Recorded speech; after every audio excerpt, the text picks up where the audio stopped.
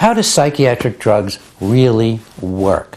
There are answers to that question. I'm Peter Briggin, I'm a psychiatrist, and this is presentation number 2 in my series on simple truths about psychiatry. In my first presentation, I talked about biochemical imbalances and how psychiatric drugs actually create them and disrupt brain function. How does this get mistaken for an improvement?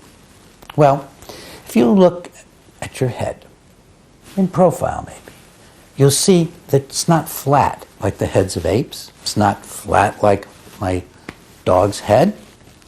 It's got a big bulge. That's your frontal lobes. Your frontal lobes are the highest evolutionary flower of human existence.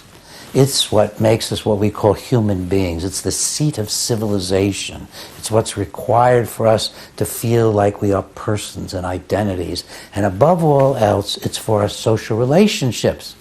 Because that wonderful brain of yours and mine and everyone else's developed before we had the internet. It developed before we had tools. It probably developed before we were writing on walls, because it developed about 100,000 years ago. That's before towns and cities. So what did it develop for? It developed for our social relationships.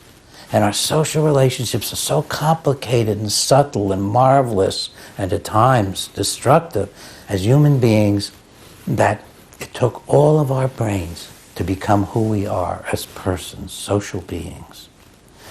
Every single psychoactive substance disrupts that function. There's no drug to put in there and make it better. They all disrupt that function.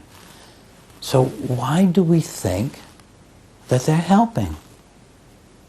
If you drink a couple of beers at night and it relaxes you, maybe helps you sleep for a few hours, what's going on? Your brain is being sedated. It's being shut down. It's being slowed down. That's not an improvement in function. It's actually a harmful dysfunction.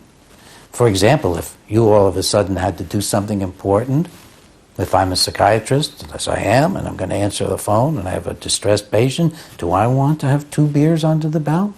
Of course not. I need my frontal lobes functioning.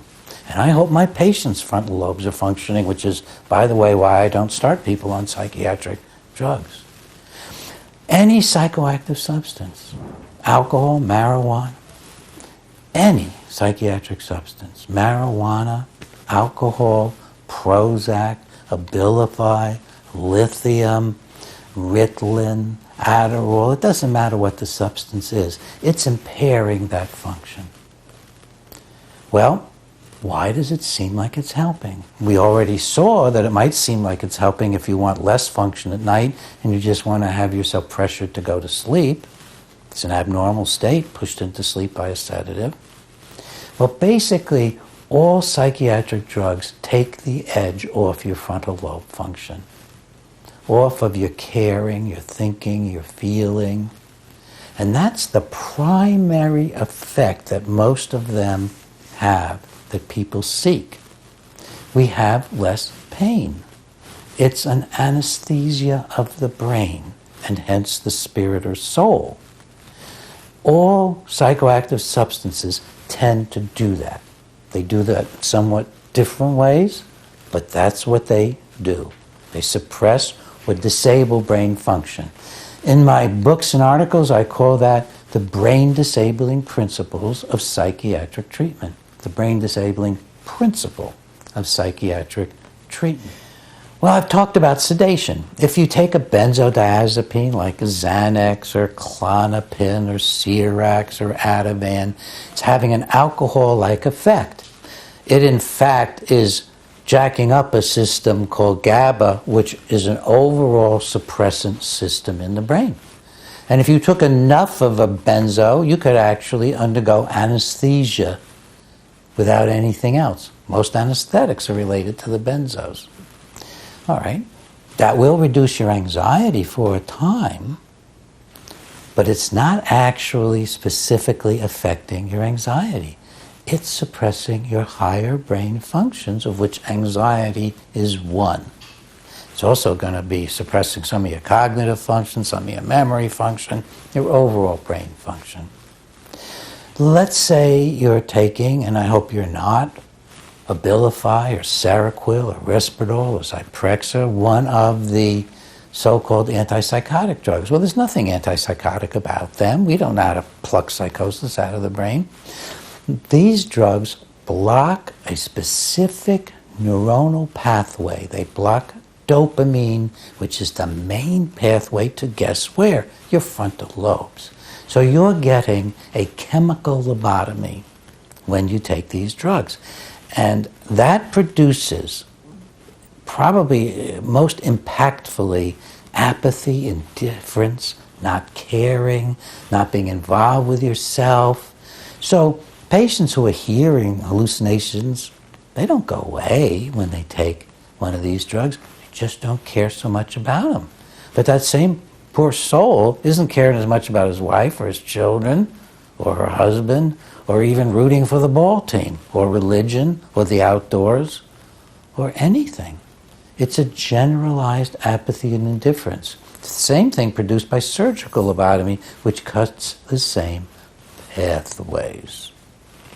Now what about Ritalin and the drugs we use, the stimulants that we use to treat kids for ADHD?